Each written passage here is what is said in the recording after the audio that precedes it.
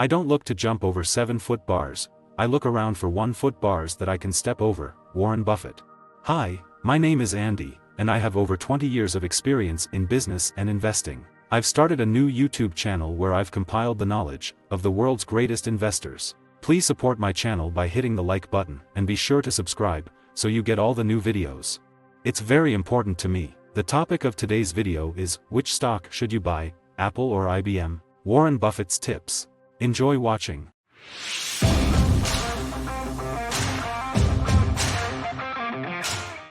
There's a question that came in from, I guess the handle is GPG. This is a question that came in on Twitter, and the writer asks, you've said that you can do fair value estimates of companies you follow at any time in your head. So please do one now for Apple. What went wrong with your estimate for IBM, and how is that miscalculation different than for Apple? IBM's an entirely different business than Apple. I mean, Apple doesn't resemble IBM anymore. It resembles See's Candy in a way more. I mean, it is a incredibly useful product to people that grows more useful as the number of people are involved. I mean, it's really interesting. You know, we call them smartphones. If you go back and look at the old telephone, that was an incredible, useful product. It changed my mother's life and my dad's life. It changed lives in every way, and they took a long time to become pervasive, and it was very expensive initially, but it changed the world. And the smartphone is part of hundreds and hundreds of millions of people's lives in all aspects of their lives. It's used as all kinds of utility. It's a consumer product. Are you a consumer of its products at this point? You've had a flip phone for forever. I'm glad you brought that up. I am now using, not very often, but I'm using the latest model, and I'll give you a little preview of our movie for the annual meeting. We haven't done it yet, but it will probably show me crushing with my foot my old flip phone while cozying up to the new smartphone. When did you get the smartphone? I've been given several of them, but including by Tim Cook. One finally stuck? Yeah, absolutely. No, my flip phone is permanently gone. The number's been changed to my new phone. Wow. Yeah.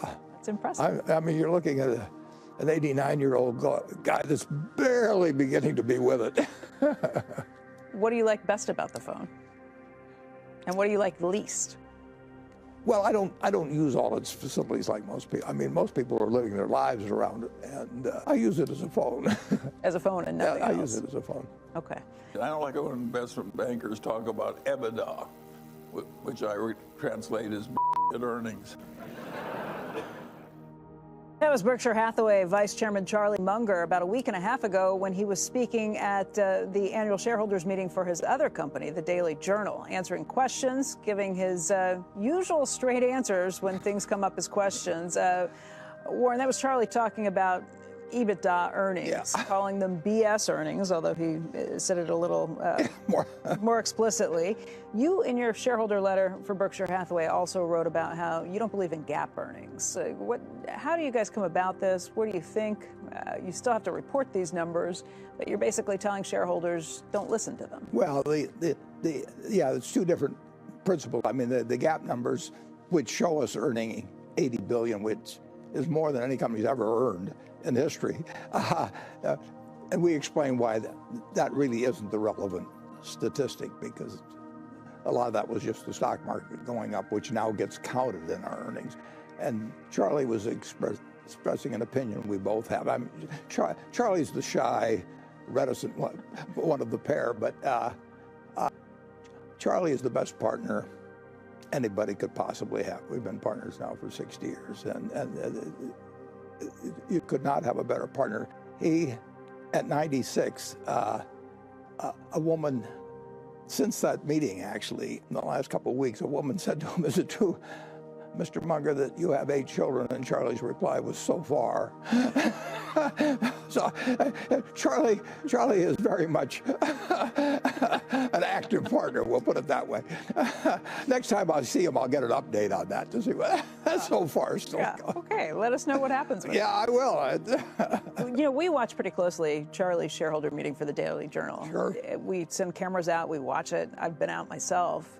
Do you watch that meeting too to see what he has to say? I watched it all on YouTube afterwards, but my sister and one of my good friends and my niece were all there, and no, I end up watching it, and I actually end up reading it usually too. I wouldn't miss it, but I don't go out for it.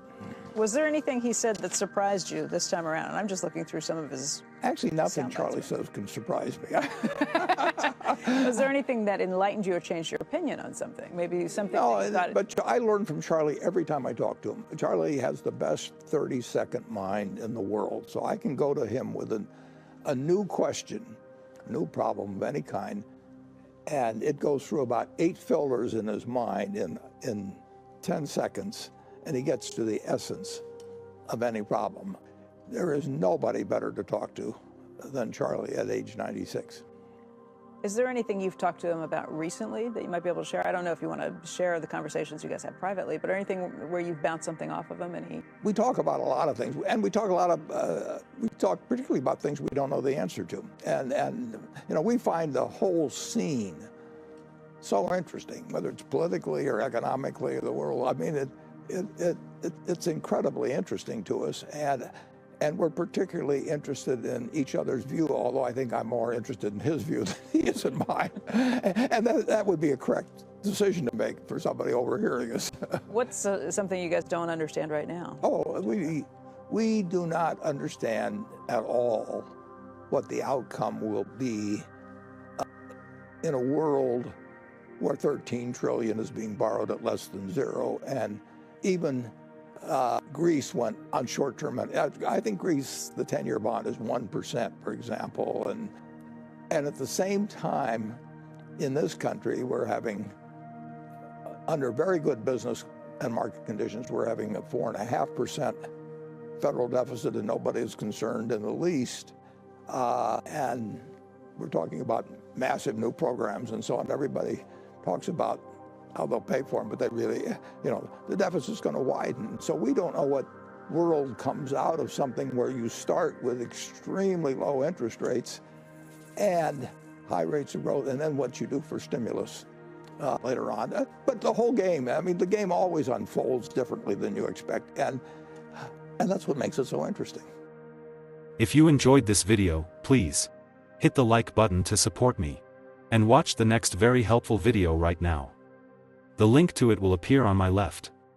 Also, please subscribe to my channel to be the first who learn from the world's best investors.